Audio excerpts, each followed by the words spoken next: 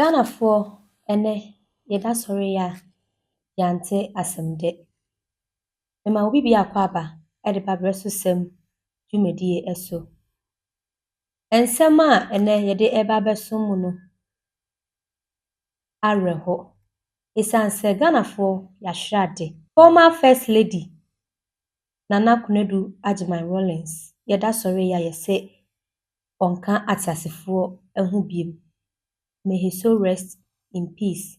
Na ne family no, Sammy media yede ye condolence eko de ama womo.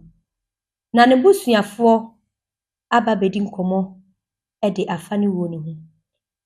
Se mo beka ya enran so ye ni mudi nkomo efa Kadehene se after se watna akuan for 21 good years no eyade a wadustu ne ho se wontimi entena so biem. Ne ma munya antiase se yede ni bedi nsem na chi de beto fom bia no yede beba abedam na emu nchiremu ye nua be ma bi adi hu nkomo enu nti be kwa kwhwe na ansa na no ye nkohwe nkomo a ye former First Lady na busuani no aba beka ye wi a ne yato aso edi amam. My name is Oheneba Akwesi Abaye Otufo Akomfo Hene from Manchia Palace and head of the family. Earlier this morning, Her Excellency Nana Kunedu Ajimai Rollins felt unwell and was subsequently admitted at the Ridge Hospital. Unfortunately, she passed. His Excellency the President was subsequently informed accordingly, and Otufo Osetu the Segura Santene was also informed.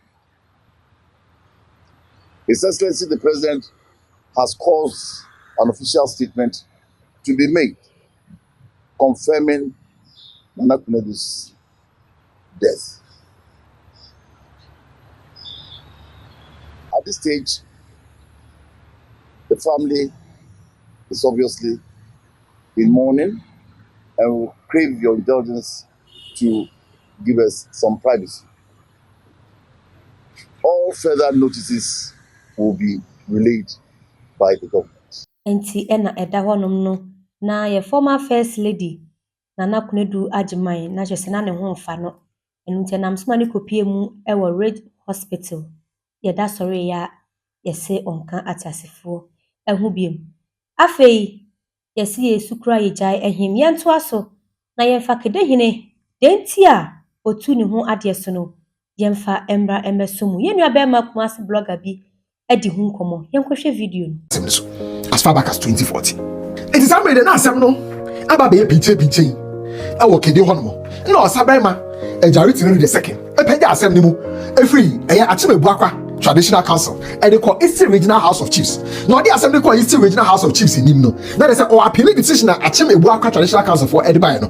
It's Eastern Regional House of Chiefs next say it's in crew and bo any idea no say almost okay. Yeah, the ruling member will appeal no. Never ruling in young by no.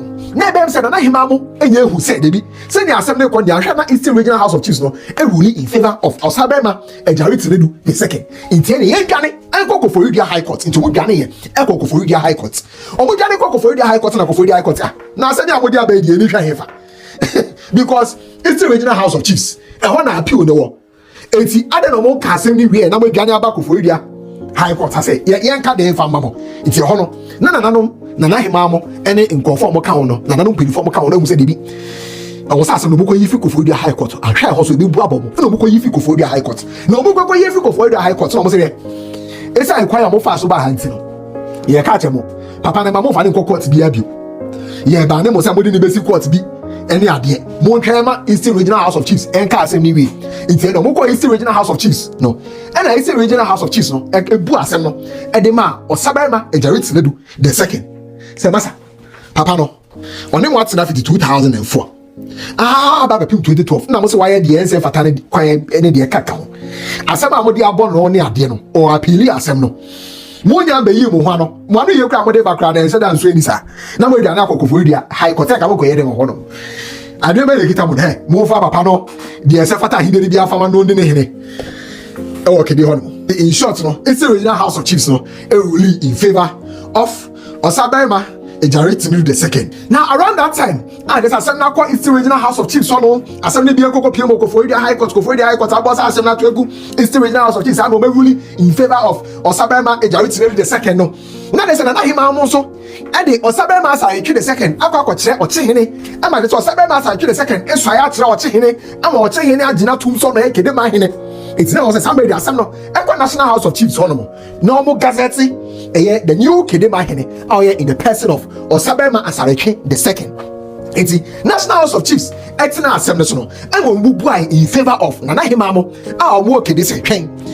And the traditional council be our nation say honomo sekede traditional council no etina so no mu nisa omo ma hene dia no oye man no ene nsem bi ekoso wo honomo ense fata ekunya nto metu no na so mo de ne ko achimebu akwa traditional council ne kwan so ano no ena achimebu akwa traditional council na ewuli is on 17 charges is a 13 there na before ne kwan so ano enti eho no National House of Chiefs ewuli in favor of na hemamo e ka say ohene on beje na tum na oma gazette no no other than Osaberma Asarikwe the second or no and on the gazette no ne mo nya nse date enti no ba be se date da on the gazette no be ka kire omo now so no omo bo Osaberma Ejaritimiru the second 50,000 Ghana cedis.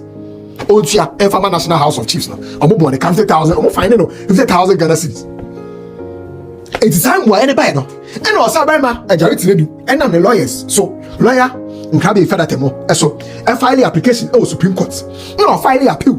Our National House of Chiefs hono. Say mon twen. Mo nya se date on the gazette. Osaberma Asarikwe. Enti no or file stay of application Supreme Court. Say the bear omo to me se date. And gazette Osaberma Asarikwe the second. Kopem say omotie ni appeal no answer. It now was a National House of Chiefs. Etie Osaberma Ejaritimiru the second ni appeal no. And sana say no so mo bua ne for go ahead with some gazette Osaberma Asarikwe. And all this happened in 2022. Emma already fit so be subscribe to the channel Sammy TV e wo YouTube.